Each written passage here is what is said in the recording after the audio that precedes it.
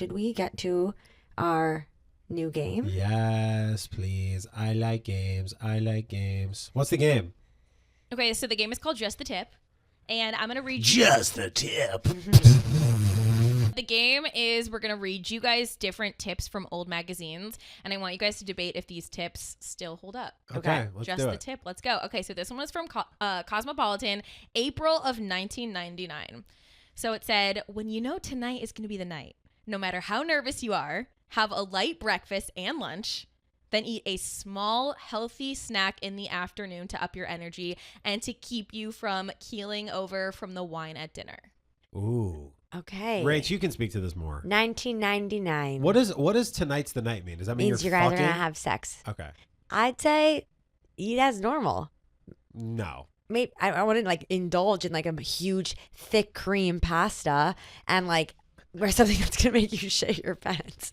I would just say if you're already It's nervous. kind of giving like don't eat energy. It's giving. No, it's not. Yeah, it is. I think it ages She's saying pretty skip well. breakfast. No, she didn't. It's light breakfast, light lunch, and a snack Okay, with fine. carbs, like for some energy. I actually think that's the perfect amount to eat.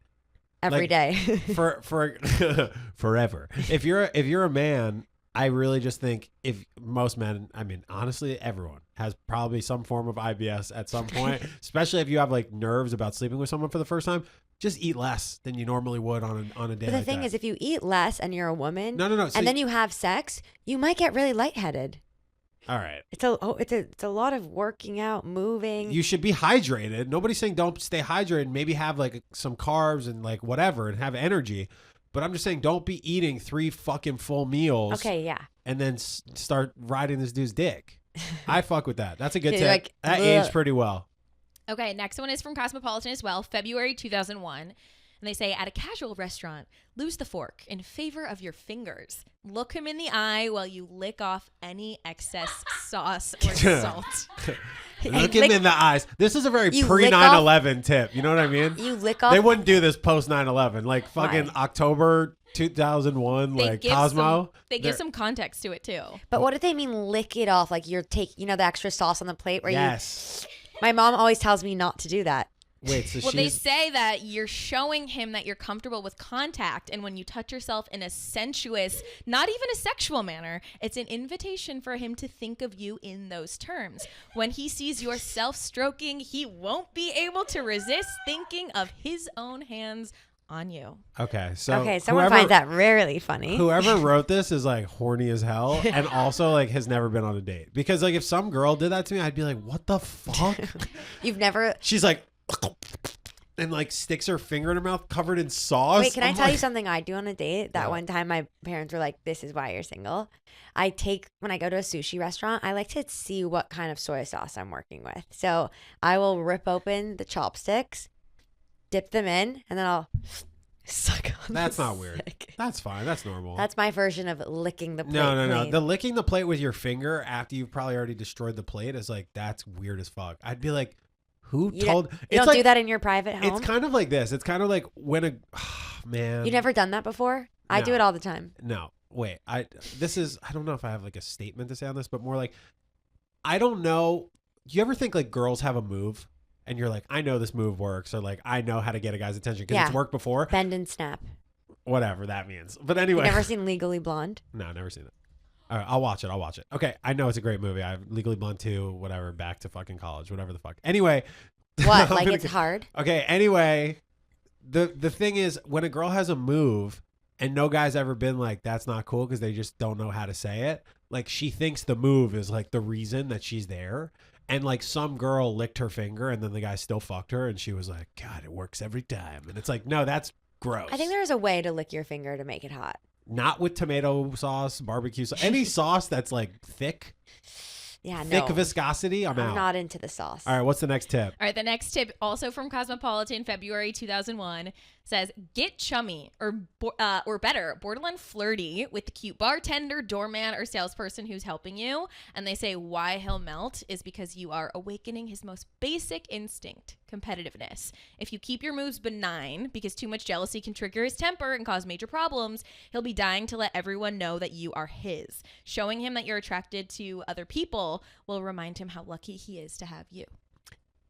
I think it holds up. I think that's an amazing idea, and I'm going to practice it at the next chance I get. You hate it? I'm like so stone faced. Are you kidding? If I went on a date and this chick is out here flirting with the waiter, I don't know flirting about with the flirting. bartender. You can be like subtle flirting, which is Oh, being friendly. stop. If we're out on a date, you're trying to fucking flirt with these other people, like, okay, go. Leave me alone. I'm not trying to compete on the first date. Some people mistake my kindness for flirting. Yeah, okay. If I went on a first date with somebody and they were like, oh my God, to like this, to like Okay, the, that's the beyond. host and the bartender, oh, thank you so much. I'd be like, all right, you're done. I am out on that tip. I think that's how single people stay single. Fuck that. Fuck that. Focus on the person you're on the date with. Okay. You can play games later. I think you play games at the beginning, then you drop the game. We need some post 9/11 tips. What's up? No, still in 2001. We actually have a It's a list. big year. There was no tips after that. Do you They're actually- like, good luck. What do you think happened in September of Cosmo? Do you think they were just like, guys, should we do the relationship tips this month? It's probably going to be in poor taste. I think anything we do is going to be misconstrued. Well, yeah, because this was pre 9/11. This was from June. Yeah. And it was actually a list of dignity saving don'ts. So they Okay. were really like, don't do these things because your dignity is at risk. They said, don't suggest going to couples therapy to discuss why he can't commit. Men can and do commit when they love you.